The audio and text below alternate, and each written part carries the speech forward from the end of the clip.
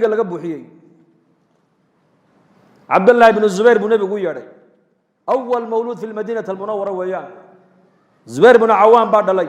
hooyadiina waa Asma bint Abi Bakr Abdullah ibn Zubair ibn Nabi guyaaday dhiigay qaad meelan cidna ku arkay ku soo aas maxaa loo dhiibay dhiigii ka baxay jirka Nabi Maxamed baa loo dhiibay soo aas sallallahu alayhi wa alihi wa sallam markaasuu dadkii intuu iska eego meel cidna kolku ula baxay ayuu soo tartiibiyay tartiibta ma fahmaysan ya uu soo noqday haya Abdullah ibn Zubayr dhiigaygii halkaad ku soo qarisay balii sheeg markaasuu meel wax qarisa meesha ugu qarsoodi fiican ma ku soo qariyay buu markaasuu halkee markaasuu calooshayday buu waan cabay buu dhiigaaga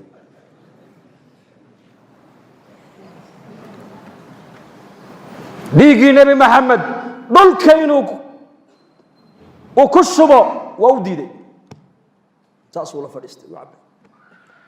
markaasuu yiri walima sharabtahu maxaad u cabtay buu kaydi waylun laka min an-nas wa waylun lin-nas minka buu kaydi waylun laka min an-nas wa waylun lin-nas minka ya ibn Zubayr cidda dagaal ku qaadana way bacday cidda dagaal ku soo qaadana way bacday buu rasuulku ku yiri maxaa galay jirkiisa maxaa galay kula tahay dhiigii nabiga galay jirkiisa nabigana waxay yiraahdaan culimadu nabiyada jirkooda wuxuu ilaahay galiyay 40 nin oo ahlul janna quwadooda ilaahay galiyay ninka ahlul jannahana 100 nin oo rag adduunka u dhigmaa baa la yiri bal xisaabi waa imsanin 40 nin oo ahlul janna quwadoodii baa la siiyay nabiga nin ahlul janna ana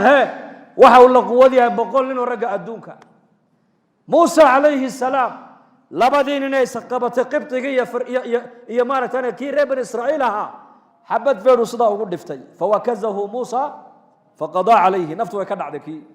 waa feer kaliya marka abu nabi guri Abdullah ibn Zubayr cidda dagaal aad ku qaadana way baaday cidda dagaal ku soo qaadana way baaday buu kayay maanta laga bilaaba jirkaagiina naar waa ka xoroobo rasuulku yiri jirkaagiina naar uu ka xoroobo khalaas fursad bay heleen iyaku fursadda way ka faa'iideysteen ya muslim inaguna fursad baan maanta haysanaa fursadeen haysanaa waxaan nahay ummadii nabi maxamed baan nahay awalkeegii ma nihin bal aakhirkeegii baad moodaa inaan nahay aakhirkeegii ku dambeeyay نحن السابقون ونحن الآخرون بالنبي يقولي أنك السابقين How would you like to help